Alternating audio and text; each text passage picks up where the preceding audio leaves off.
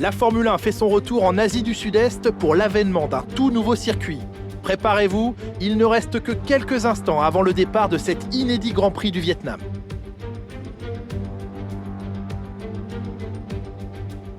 Le circuit urbain d'Hanoï s'étend sur 5,5 km au cœur de la capitale vietnamienne. Une grande partie des 23 virages s'inspire des grands circuits existants déjà au calendrier. Espérons maintenant que les dépassements seront au rendez-vous. Et comme pour chaque Grand Prix, Nicolas Martin me rejoint en cabine.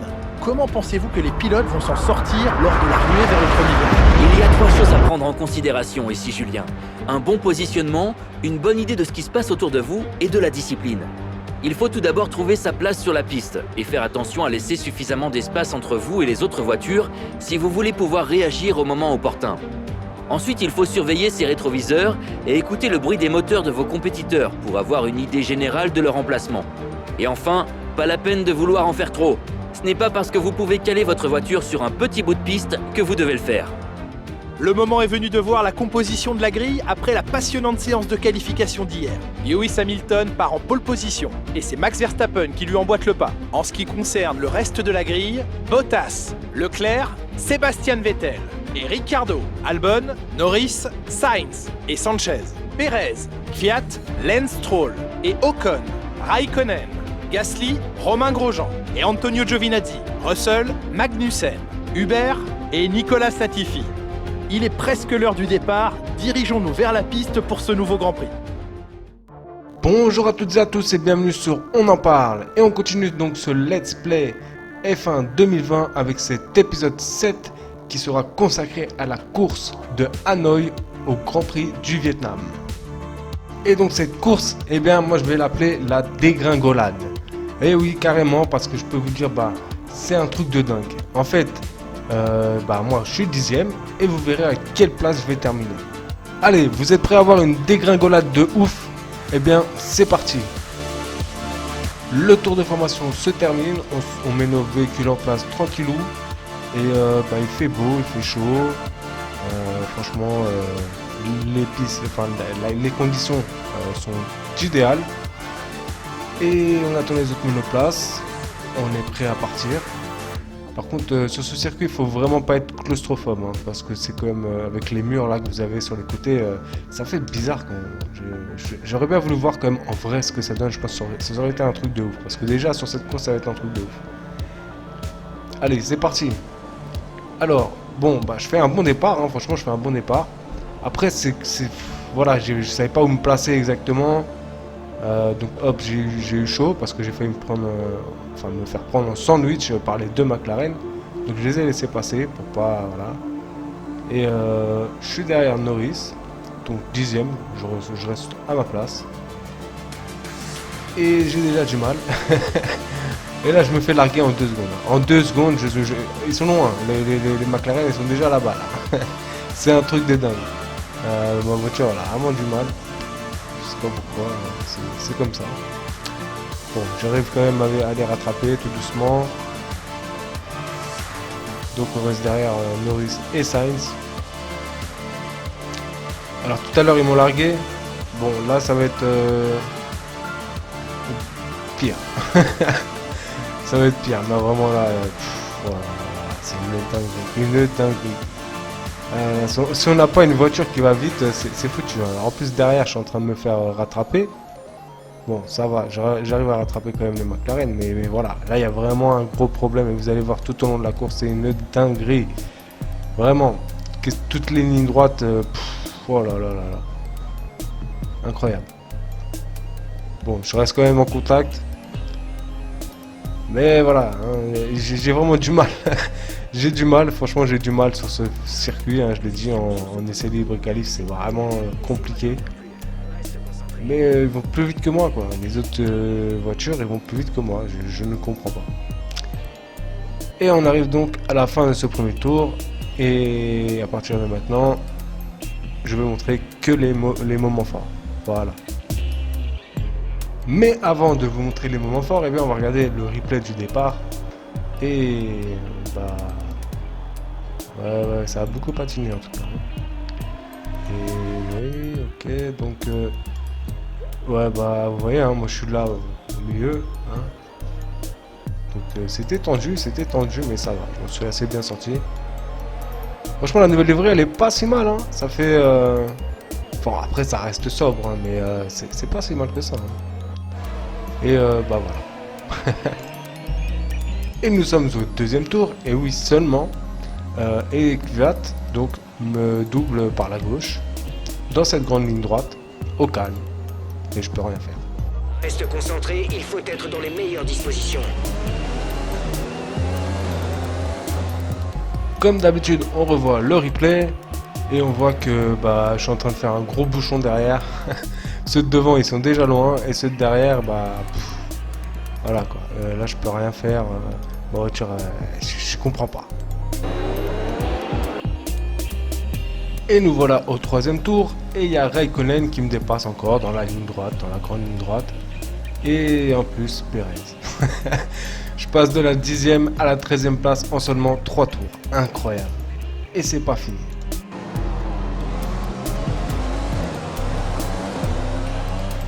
Revoyons ça au replay. Et vous voyez bien que voilà, je fais vraiment bouchon. C'est incroyable. Et bon, après, il me passe normal, tranquille, facile. Avec la vitesse, le DRS en plus. Voilà, c'est... Alors que Kvyat, lui, il était déjà loin. Hein. Vous vous rappelez, le tour suivant, il m'avait dépassé. Lui, il était déjà un petit peu plus loin. Hein. C'est incroyable. Et donc, le tour suivant, eh bien, c'est au tour de Stroll de me dépasser. Et en plus, il aime bien aussi me casser mes ailerons avant gauche. Hein. Ça va faire la deuxième fois en 2 courses. Mais voilà, il passe. Je peux rien faire. Sur l'aileron avant, ne prends pas de risque jusqu'à ce qu'on répare. Il ne faut pas que ça... Alors voilà le replay. Donc bah bien joué de sa part, hein. Il me prend en extérieur. Mais après bon voilà, il me prend mon aileron avant gauche comme d'hab et je pense qu'il s'est vengé de la course précédente. Et toujours dans le même tour, eh bien j'ai Ocon et Gasly qui me doublent encore dans cette longue ligne droite où je ne peux rien faire. C'est incroyable. Donc je passe de la 10e en 4 tours, je passe de la 10e à la 16e place. Incroyable. Allez, on revoit ça au replay et bah voilà. Y'a rien à dire, hein. Je peux rien faire. Le pire c'est que je me fais dépasser une fois, hop, 2 fois et je ne peux rien faire. Et pourtant j'avais le DRS hein, que j'avais pris sur Ricardo, mais voilà, je peux rien faire. Et au 5e tour, c'est au tour de Russell de me prendre par l'intérieur. Il me doubler par l'intérieur. Là, franchement, là, je commence à péter un câble. Alors, revoyons le replay et vous voyez que, hein, franchement, même mon coéquipier là qui est derrière. Donc, voilà, moi, je sais plus quoi faire. Franchement, c'est un truc de dingue. Et donc, de tour suivant, eh bien, mon coéquipier me dépasse facilement, au calme. Et en plus, Giovinazzi prend l'intérieur au calme. Donc là, franchement, je me dis, il y a vraiment un souci. Je comprends pas. Ma voiture, ça marche pas, quoi. Ça roule pas. Je ne comprends pas. Bon, après, il faut dire que j'ai mon aileron avant gauche qui est cassé depuis le début.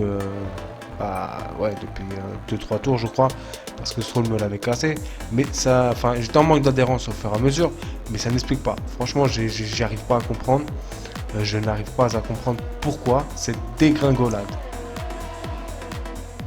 Et au tour suivant, eh ben, c'est au tour de Grosjean de prendre l'intérieur, et bon bah voilà, moi en fait ce qui m'énerve c'est que je ne peux rien faire quoi, c'est ça qui est énervant. C'est que en fait je dégringole au classement et je ne peux rien faire et je ne comprends pas pourquoi. C'est un truc de dingue. Si encore je pouvais me défendre, me batailler, enfin voilà, j'aurais rien dit, mais là c'est inexplicable, vraiment c'est inexplicable. Je me fais encore doubler dans cette longue ligne droite par Magnussen. Et vous vous rendez compte qu'en 8 tours, je passe de la 10e à la 21e place. C'est une dinguerie. Et franchement, j'arrive pas à l'expliquer en fait. Et donc on revoit le replay et vous voyez ce manque de vitesse, mais c'est incroyable quoi. Il y a même les Williams sont plus rapides que moi. Latifi est juste derrière, voilà.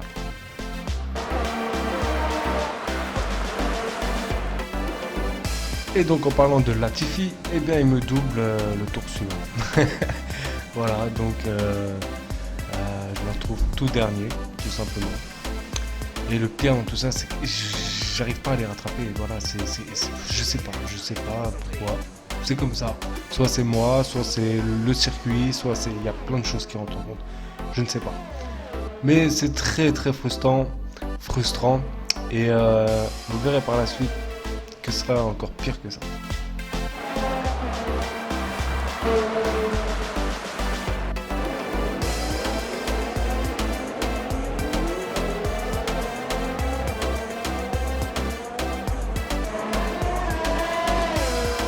Et donc au 11e tour, je décide de rentrer au stand pour changer mes pneus rouges en pneus durs. Alors c'est un choix, voilà, parce qu'en fait les pneus durs, les pneus blancs sont les moins rapides, mais ils sont plus dans la durée, hein, ils durent plus longtemps.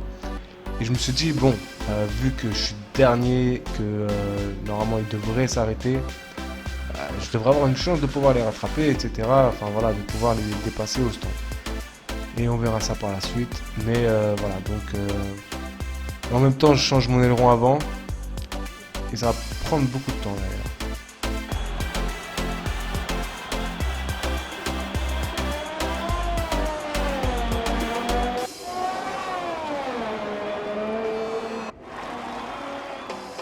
Et donc nous sommes au 25e tour et Lance Stroll est hors course. Alors la voiture de sécurité est de sortie.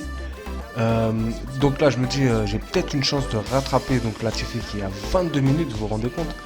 J'ai perdu là le temps avec ses pneus. Et on va voir ce qui s'est passé avec Stroll. Alors sur le replay on voit Lance Stroll qui est en pleine vitesse, qui est derrière un AlphaTauri et qui perd le contrôle. Oh là là, mais un accident de dingue. Oh, la voiture est défoncée quoi. Incroyable. Et les autres voitures qui s'arrêtent normal comme ça. Alors avec cet accident de dingue, je me suis dit que j'aurais pu rattraper donc les voitures devant moi. Donc Latifi et Hubert et tout ça. Mais en fait non, parce que je suis resté derrière Vettel. J'ai même pas pu dépasser la voiture de sécurité et pouvoir rejoindre les autres voitures. J'ai pas compris en fait.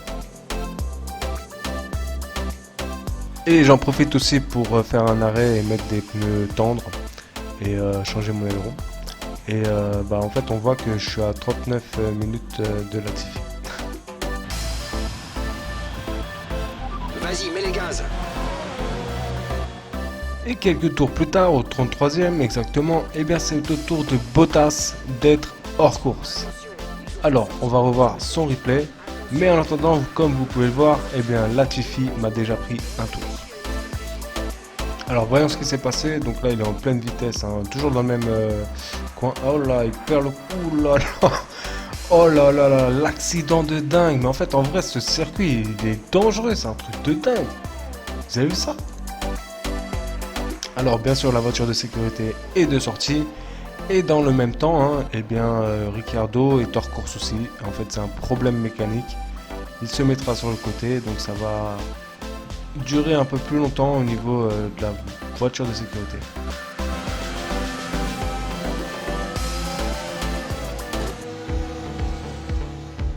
Et bien voilà, la course se termine et je termine 21e à un tour de Latifi.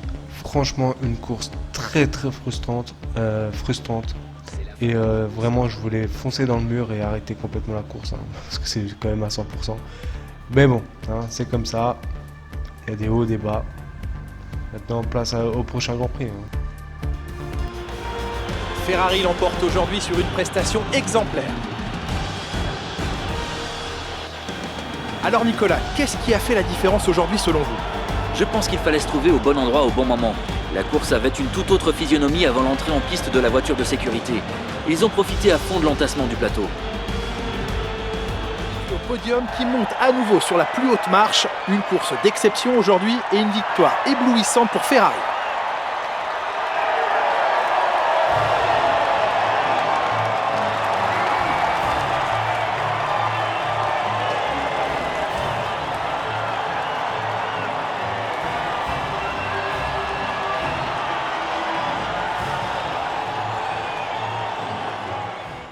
Et bien voilà, elle était magnifique cette course.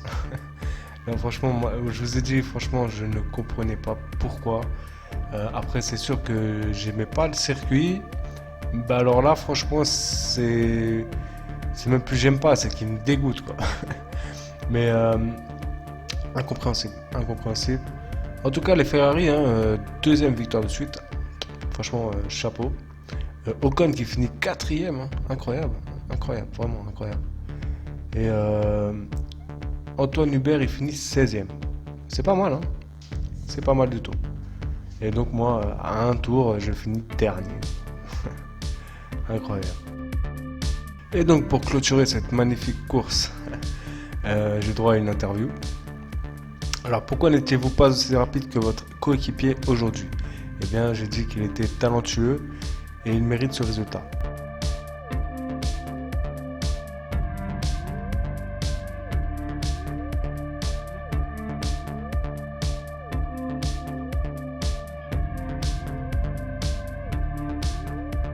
Vous avez des commentaires à faire à propos des collisions? Eh bien j'ai mis la puissance de ma voiture n'était pas fiable et il était dangereux de doubler. De toute façon j'étais dernier donc je pouvais pas doubler.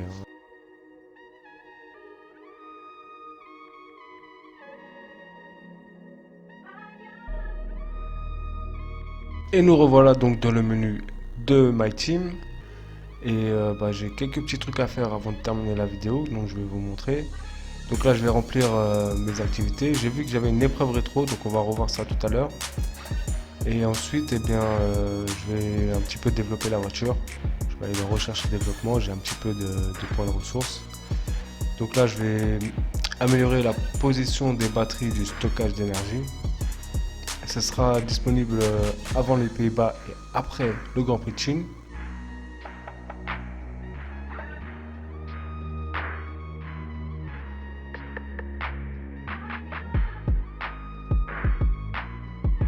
Et donc là j'accélère le temps, donc je vois qu'il y a une recherche qui n'a pas fonctionné, là il y en a une qui a fonctionné, et c'est là que je vois donc l'épreuve rétro. Alors franchement c'est cool, ça veut dire l'épreuve rétro, c'est-à-dire qu'on va prendre une ancienne voiture et qu'on va conduire avec sur un circuit.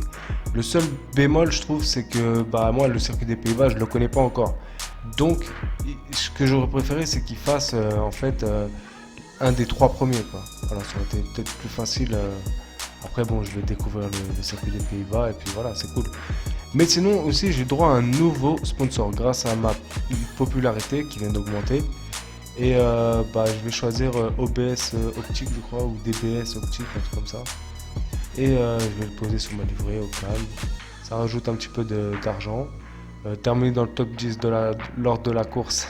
J'espère que ce sera le cas lors de la prochaine course ou un truc dans le genre. Et puis voilà. Et bien voilà, la vidéo se termine. J'espère que vous avez apprécié cette vidéo, même si voilà, j'ai dégringolé au classement comme jamais. Ça m'était jamais arrivé d'ailleurs. Mais bon, voilà, c'est comme ça. J'aurais pu recommencer la course, mais bon voilà, on peut pas toujours mettre quand on gagne, c'est pas marrant. Bon. Et écoutez, moi tout ce que je peux vous dire c'est que si vous avez aimé cette vidéo, eh bien likez, ça fait toujours plaisir. Si vous avez des choses à dire, commentez. Et si vous n'êtes pas abonné, abonnez-vous, c'est gratuit. Moi je vous dis à bientôt pour de nouvelles vidéos.